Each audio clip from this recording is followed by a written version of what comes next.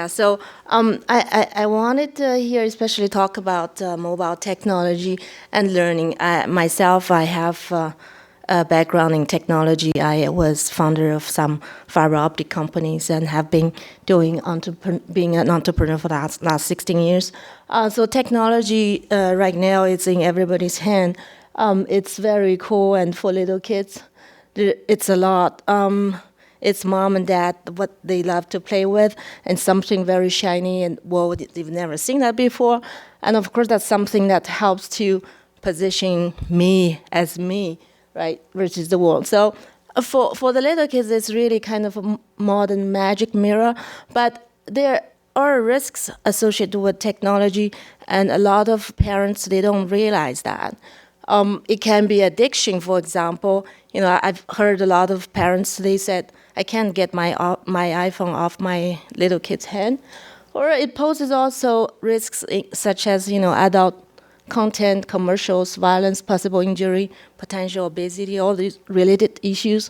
So what we really wanted to do is how to overcome those shortfalls and using technology as a tool, because technology, when it comes to human interaction, is supposed to enhance our experience rather than decreasing it, right? So when we see parents, they hand off their phones or tablet to their kids so that they can have a few minutes of quiet time, it's sometimes necessary, when you need to do dinner, things like that. But if that's something that your kid's 2 years old sitting there for an hour, just shut off and do his own thing on the tablet, it's not good, because the child is not developing his language skills. There isn't enough communication between parents and children. So the consequences is something that we need to think about, right? So what we want technology to be, first of all, it needs to be safe for young children, especially we're talking about toddlers and babies and preschoolers. We want to keep children mobile as well, because I didn't like the idea that, when iPad came out, I had one for my daughter. She was about 12 months old, and she could sit there for an hour just going through YouTube and things like that. And I was like, that's not good, because, a 1-year-old, she's supposed to be learning how to walk, how to run, not sitting there, right? So we want the kids to be mobile, and content that not just engage, but also for them to spend some time to learn about something. So instill in children a sense of controlling technology rather than being controlled by technology. This is very important for us. So how can we leverage then in this case? So what we want to do is, first of all, we want to create something that's safe, right? So you see that my Vinci tab in my hand that you can see also at DG Play Space. To experience. We have a red bumper surrounding it. A lot of people think that that's to protect the touchscreen device itself. Actually, no, it's a handle for the kids to bring with them to anywhere they want, because we want them to be mobile. I would like to see that, for example, my daughter goes to a museum, she can snap a shot and then come back, we can review what we saw today, we can go to the zoo, or we can take a picture in the forest or whatever and come back and see, oh, what did we see today, right? So keep them being mobile, but also making sure that everything we use is safe for them, because little kids, they still don't understand everything yet. They will put things in their mouths, they will, drop it, they will do everything. So safety is always the biggest concern when it comes to a product designed for young children. And second is, we want to engage parents and children, because like I mentioned, and everybody understand it, parents, they are children's first teachers. When we design something for children, especially from education, from learning point of view, if we don't engage parents, I consider that as a failure. So what we can do in terms of implementation strategy, so what we came up with is we use learning subjects that are interesting for both parents and children. For example, we don't have those branded characters. We don't have something very specific for kids itself. We use the world as our background, as our theme. So the kids, they will go to the zoo, they will go to aquarium, they will look at their room, they will go to, USA, wherever, Africa or China, using the world as the subjects, and we go through animation and fun stuff for them to be engaged and interesting for parents as well.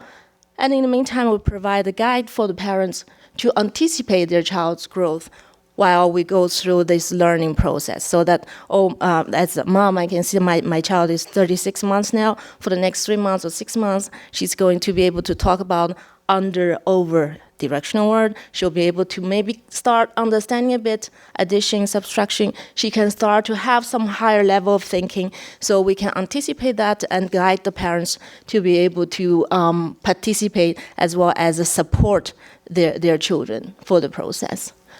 Engage children playing with other children. That's an important aspect, because one day I was in the train from Toronto back to Ottawa, 4 hours and a half. The whole family there, they're sitting there. They didn't talk about one word over 4.5 hours because everybody's on their screen.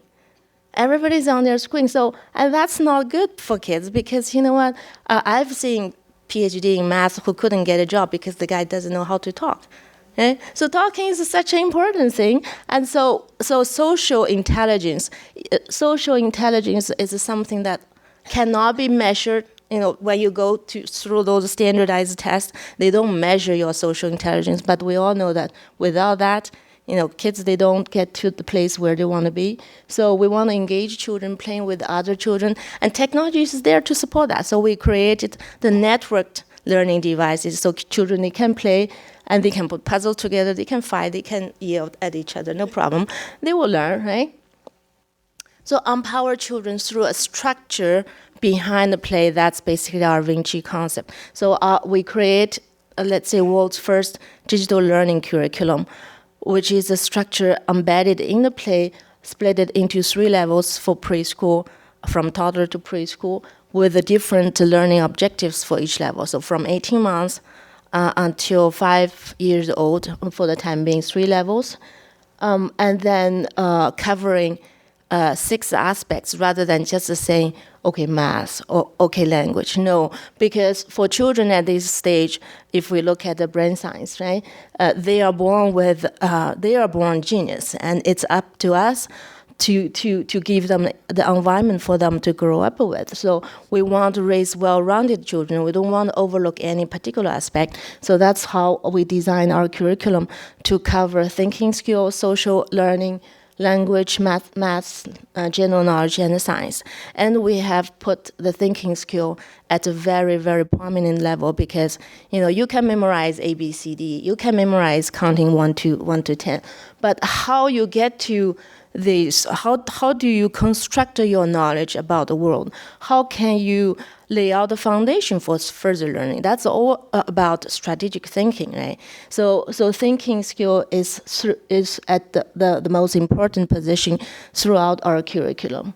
And our pledge here today is, technology industry, so far we haven't seen those giants. Doesn't matter, you name it, IBM, Cisco, whatever, Microsoft.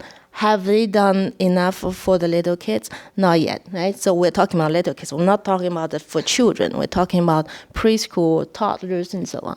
Technology industry should include young children in their development agenda, and parents could discover better tools and could discover better their children's talent with the guidance and the structure using the correct tools. And the society needs to think of children as the future rather than as a burden. Because a lot of people, when they have a young children, I cannot go to a restaurant anymore. I cannot travel anymore. The children becomes a burden. And when you have that in mind, you're not happy, right? But children, when you spend time with them, when you're patient with them, when you just do everything with them, crawl on the floor with them, you will discover how they think, and you will discover the wonder behind their eyes, right? So if you treat a child as she is, she will remain how she is. If you treat a child as what she ought to be and could be, she will become what she ought to be and could be. Thank you very much.